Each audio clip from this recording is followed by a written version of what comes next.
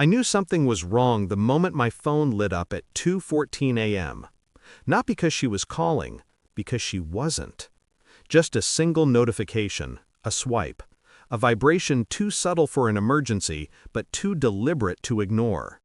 The kind of quiet alert that slips beneath your skin before you can pretend everything's fine. A message previewed on the screen, her name at the top. "Stop calling me your girlfriend. We're just in a situationship. I don't do labels." A rehearsed line. Too practiced, too tidy to be spontaneous. And beneath it, a pause. The kind of silence that isn't silence at all, just the sound of something falling apart in slow motion.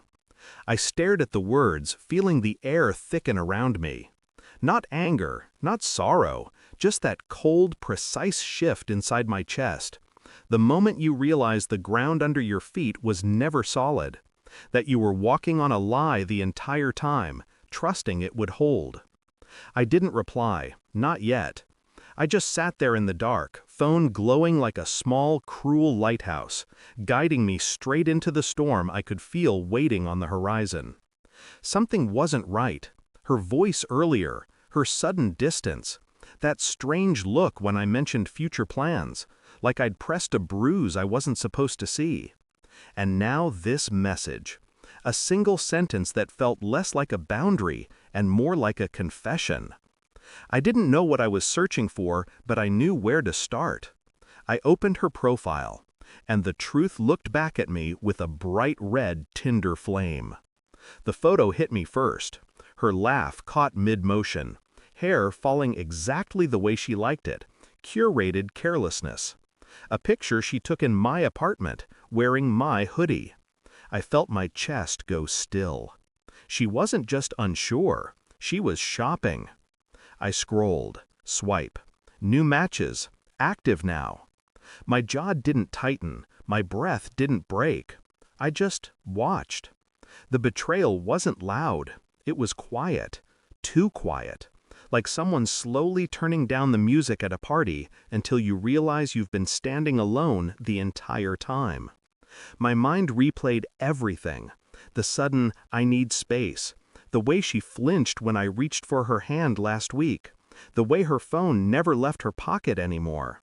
All of it, small but sharp, forming a pattern I didn't want to name but could suddenly see with painful clarity.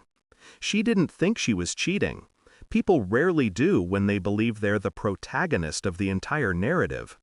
I closed the app. My heartbeat felt mechanical, steady, prepared. Not for a confrontation, but for the truth. And the truth rarely screams. It whispers. I didn't confront her. People reveal more when they think they're still winning. Instead, I played along, quiet and composed, letting her believe the illusion she'd built still held power. I watched her patterns, the late replies, the sudden girls' nights, the phone tilted away when I walked into the room. All subtle, all obvious. Her roommate, Isla, noticed too. "Everything okay between you two?" she asked casually one evening, her tone gentle but her eyes sharp. I didn't answer.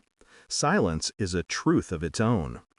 During the next days, I let the puzzle complete itself. Not with shouting or accusations, just observation. Patterns don't lie. People do. She kept repeating her lines. "I feel suffocated. I don't do labels. We're better casual." Yet her phone buzzed like a heartbeat that wasn't mine, flashing with notifications she'd turned face down before I could see. I stayed calm, cold, coiled, letting her believe I was still orbiting her world, unaware that I'd already stepped out of its gravity.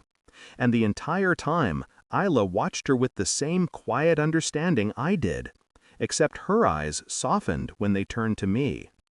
There are people who want to be loved, and people who want to be chased. Only one deserves your hands. The truth came to me in the simplest form, a screenshot from a mutual friend. Her Tinder profile, updated 2 hours ago. Bio rewritten, pictures rearranged. She was active, hungry, searching, even as she kissed me goodnight the evening before. I stared at the screen for a long moment, feeling something inside me settle. It wasn't heartbreak, it was clarity. I met her the next morning. She smiled like nothing was wrong, leaning into me like she still owned the space beside my ribs. Then I showed her the phone. Just one image, no explanation. Her face cracked instantly. Not guilt, not remorse, just panic. The fear of losing control of a narrative she thought she authored. You can't do that," she started. I didn't speak. I didn't need to. Her excuses died in her throat. Her eyes searched my face, looking for anger, sadness, anything she could manipulate. But there was nothing left for her to hold, only the truth. I didn't scream, I didn't argue, I just said, "You're right." Her brows tightened. She wasn't expecting acceptance.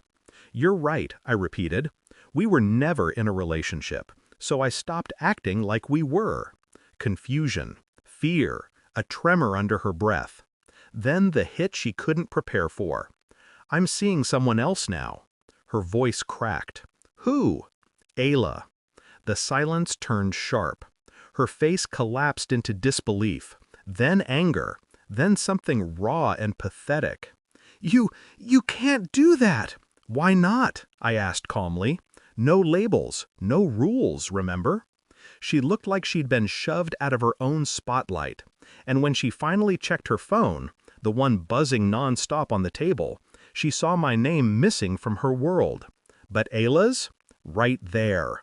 Present. Real. Wanted. That's when the calls began. 1, 5, 12, 20, 50. A desperate symphony of someone realizing they were no longer the main character in the story they tried to script.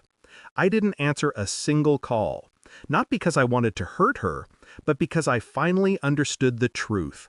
Some people don't want love, they want possession. And some lessons can't be taught with anger, only absence. Ayla sat beside